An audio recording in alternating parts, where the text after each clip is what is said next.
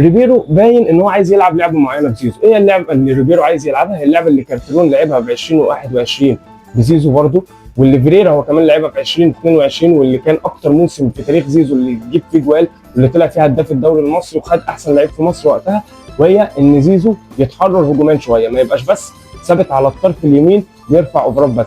ريبيرو شفنا ده مع زيزو، خصوصا من اول ما زيزو بدا يلعب مع ريبيرو او بدا يلعب في الاهلي في ماتش بالميراس في كاس العالم للانديه، وهو عايز زيزو يتحرر من الطرف ويبقى لعيب اكتر في العمق.